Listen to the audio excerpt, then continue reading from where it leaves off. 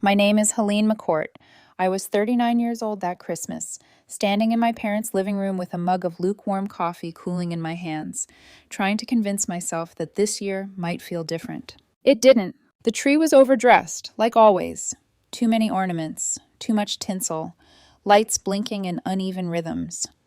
My mother liked things to look full, abundant. She liked appearances. I'd learned that lesson young. My niece tore into the wrapping paper with both hands, glittery scraps flying everywhere. She didn't look up at me when she opened the box. She didn't smile either. She just stared inside for half a second, long enough for something sour to twist in my stomach. Then she laughed. Not a giggle, a sharp, performative laugh. An iPad mini, she said, loud enough for the whole room to hear. That's it?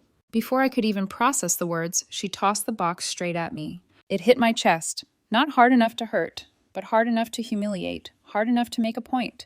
The room filled with that awful, nervous laughter people use when they don't want to admit something ugly just happened. My mother lifted her mimosa like this was entertainment. My older sister, Carrie, smirked, actually smirked, like her daughter had just delivered a clever punchline. My father leaned back in his recliner, crossed his arms, and said, "She's just being honest." That was the moment my throat closed. My son Evan was sitting cross-legged on the rug near the tree. He flinched like the box had hit him instead of me. Evan was 8, quiet, observant, painfully polite, the kind of kid who says, "Excuse me," even when no one's in his way. On the drive over, he talked nonstop about how maybe Grandpa would finally hang his drawing on the fridge this year. I looked down and saw Evan's fingers tighten around the paper snowflake he'd made for Grandma. He didn't cry. He didn't speak. He just stared at the floor like he was trying to disappear into it. I didn't yell. I didn't cry. I stood up. I walked over to the pile of wrapped gifts I'd brought. 16 boxes stacked neatly beneath the tree. Every label written in my handwriting. Every bow tied the night before after Evan had gone to bed. I picked up the first one, then the next. Tape crinkled under my fingers. Bows slipped loose. Carrie blinked. "Helene, what are you doing?" I didn't answer. I kept collecting. The gifts were for everyone. My parents, my sister and her husband, my niece, my nephew, 2 cousins who always just happened to stop by on holidays. Even my dad's neighbor, who somehow always showed up and always left with something expensive. Because that's what I did. I covered the gaps. I made things comfortable. I stacked the boxes in my arms until I could barely see over them, then made 2 trips out to my car. Behind me, my father finally raised his voice. "Don't be dramatic." He said it like I'd knocked over the tree. I turned back at the door, keys in my hand, my voice calm in a way that surprised even me. "I'm not," I said. Then I added the sentence that changed the temperature in the room. "But tomorrow at 9 o'clock a.m., I'm updating the mortgage auto pay." Silence. Not a laugh, not a sigh, just the hum of the heater clicking on. Evan stood up slowly and walked to my side without me calling him. He slipped his small hand into mine like he already knew this wasn't about one gift. As we walked out, I heard Carrie mutter, "You're really going to ruin Christmas over a joke?" I didn't look back, because that wasn't the joke. The joke was how long I'd been letting them use me. I lived in a quiet suburb outside Columbus, Ohio. I ran a small dental practice, worked too many hours, and carried the kind of exhaustion that settles into your bones. I was also a single mother. Evan's father left when Evan was 3. No dramatic explosion, just a slow fade into, "I can't do this anymore." After that, it was just us. Homework at the kitchen table, Saturday pancakes, school concerts where I clapped too loud because I knew I was the only parent there for him. And if you asked anyone in my family, I was the stable one. In my family, that translated to one thing: wallet. It started small. My parents needed help after my dad retired early. He called it retirement. I called it quitting after he refused to work under a boss who told him no. Their mortgage wasn't close to paid off, so I stepped in. I set up the auto pay from my account because Dad didn't trust online banking. Every month, the payment went out like clockwork. At first, my mom said thank you. Then it became normal. Then expected. Then something they acted like they deserved. If the payment ever processed a day late because of a holiday, my dad would text, "Mortgage didn't go through. Fix it." "No, hope you're okay," just that.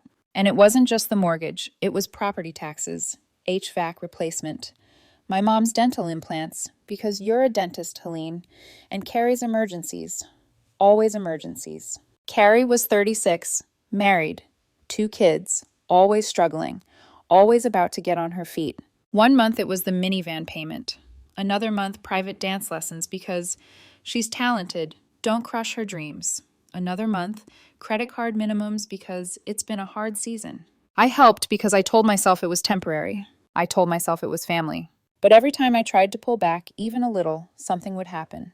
A comment, a look, a reminder that Evan and I were guests, not central, optional. Evan noticed long before I wanted him to. He noticed Grandma always had his cousin's favorite snacks, but never his. He noticed the matching stockings with stitched names. He got a plain red one someone bought last minute. He noticed how family photos pulled Carrie's kids to the center while he was nudged to the side like an accessory. He never complained. He just grew quieter. That Christmas morning wasn't the first sign. It was just the clearest one.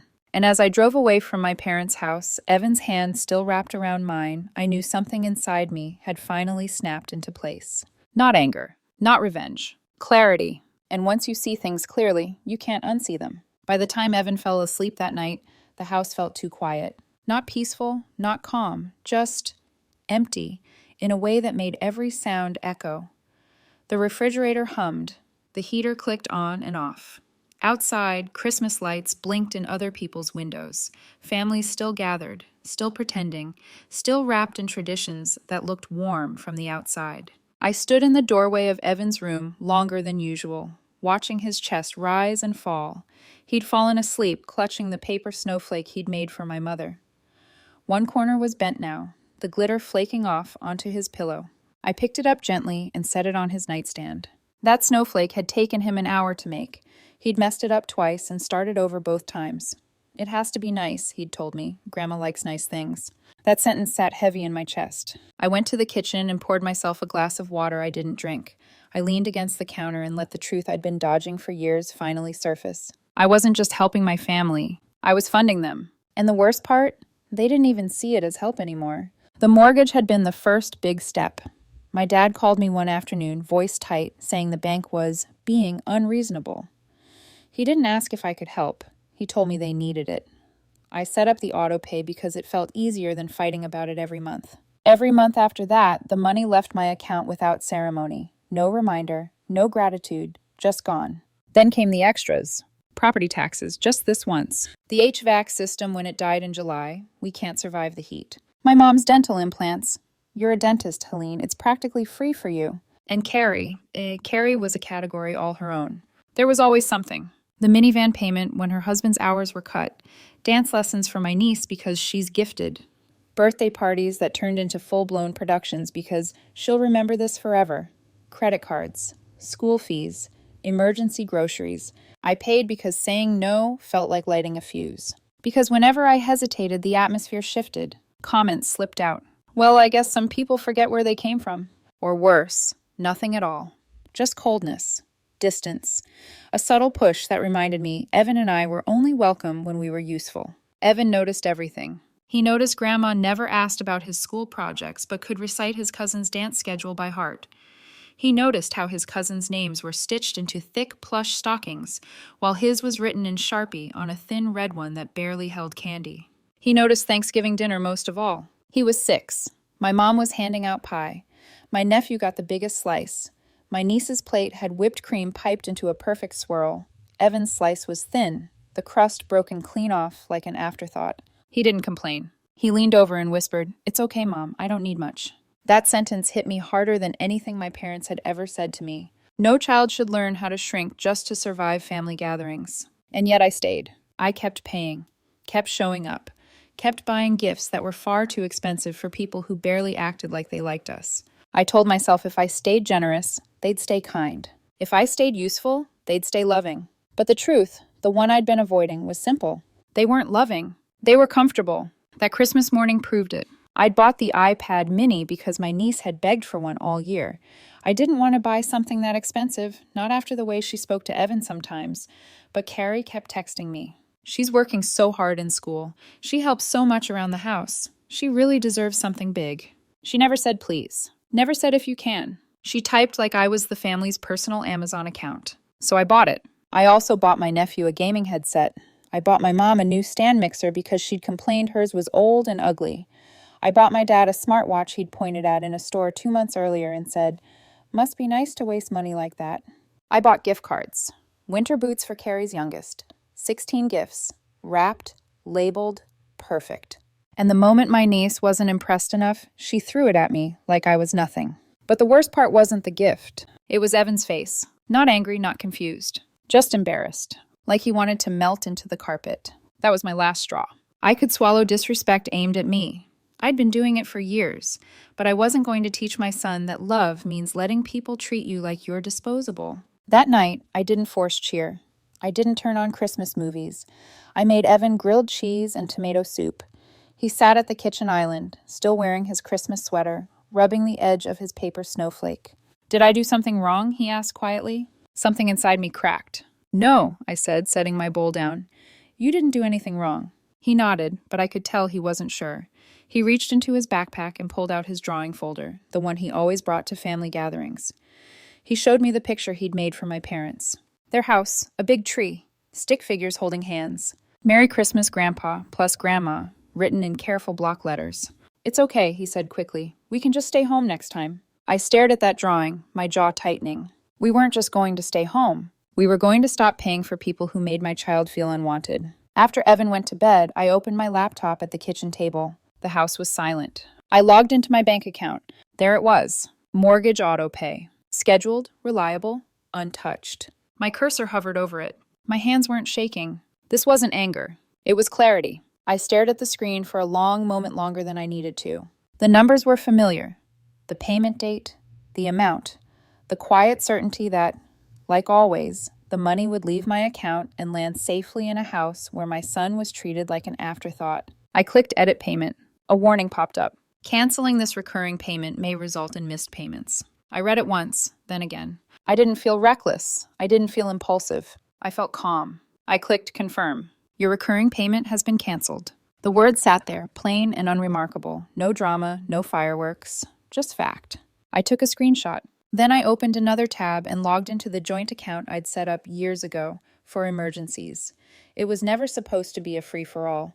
Somehow, it had become exactly that. I transferred the remaining balance back into my main account. Then I closed it. The bank asked for a reason. I typed, "No longer needed." I set my alarm for 8:45 a.m. I knew the moment my father checked his account, the panic would start. I wanted to be awake, clear-headed, unshaken. I slept better than I had in months. My phone rang at 8:52 a.m. "Dad?" I let it ring twice before answering. "Morning," I said. "What did you do?" His voice was sharp, clipped, already angry. "I canceled the autopay." Silence. Then, louder, "You can't do that." I almost laughed, not because it was funny, but because he said it like the mortgage belonged to me. "It's your mortgage," I replied evenly. "You can pay it." I heard my mother's voice in the background, panicked and high. "What is he saying? Tell her to stop." Dad lowered his voice like he was negotiating. "Helene, you're upset. Fine. But you don't punish us over a kid's comment." There it was. A kid's comment. Like throwing a $500 gift was normal. Like everyone laughing while Evan shrank into himself was harmless. "It wasn't one comment," I said. "It's been years." He tried to interrupt me. I kept going. "You don't get to treat my son like he's optional and still expect me to fund your life." He exhaled hard. "You're being dramatic." Same word, same script. I leaned back in my chair and looked out the window at our small, crooked Christmas tree reflected in the glass. Evan's paper ornaments hung unevenly, glitter catching the morning light. "I'm not," I said. "I'm just done." His tone shifted, not softer, just desperate. "We counted on you." "You shouldn't have," I replied. "So what?" he snapped. "You're cutting us off because Carrie's kid mouthed off?" "I'm not your backup bank," I said. "And Evan and I won't spend holidays where we're laughed at." He went quiet. I could almost hear him doing the math. My mother took the phone, her voice shaking. "She's a teenager. We didn't mean anything by it." "I know my child," I said calmly. "He's kind, and you make him feel small." "So what are we supposed to do?" she whispered. "You figure it out," I said. "The money is done. That's the boundary." "This will ruin the family," she said softly. "You already did," I replied. "I'm just not paying for it anymore." Then I hung up. The fallout came fast. Texts, calls, guilt wrapped in concern. They could lose the house. How can you live with yourself? Family helps family. I looked over at Evan, sitting on the floor building Legos, humming quietly to himself. If they lost the house, it wouldn't be because I stopped paying. it would be because they built their lives assuming I always would. 2 days later, Carrie stormed into my office without calling first. "You're really doing this?" she demanded. "Yes. You're punishing Mom and Dad because my daughter didn't like a gift." "That's not what happened," I said evenly, "and you know it." "She'll forget," Carrie snapped. "Kids remember how they're treated," I replied. "And who protects them?" She stared at me, furious. "What am I supposed to do when I need help?" There it was. "You budget," I said. "You figure it out." She left without another word. I didn't chase her. I didn't explain myself to anyone else. Boundaries aren't debates. The only person I explained anything to was Evan. One night, brushing our teeth, he asked, "Are we going to Grandma's again?" "Not for a while," I said. "Did they not want us there?" I swallowed. "Sometimes people don't know how to be kind," I said, "and I'm not going to put you in places that make you feel bad." He nodded slowly. "Can we do Christmas at home next year?" he asked. "With pancakes?" I smiled. "With pancakes." January hit my parents like a cold front they refused to prepare for. The first mortgage payment was missed. My dad knew, I would panic and fix it. I didn't. A late notice followed, then another call. "You're really going to let this happen?" he demanded. "It's your mortgage," I said, "not mine." That answer seemed to enrage him more than yelling ever could. He wanted emotion, fear, guilt. When he didn't get it, he went looking elsewhere. My aunt called next. Soft voice, concerned tone. She talked about stress, blood pressure, how hard this was on my parents at their age. I cut her off gently but firmly. "I'm not using health as a bargaining chip," I said, "and love doesn't humiliate my child and then send me the bill." She sighed. "They love you, Helene." "Love doesn't come with invoices," I replied. By February, the pressure campaign was in full swing. Texts from cousins I barely spoke to, messages that started with, "I don't want to get involved," but phone calls that framed me as cold, ungrateful, dramatic.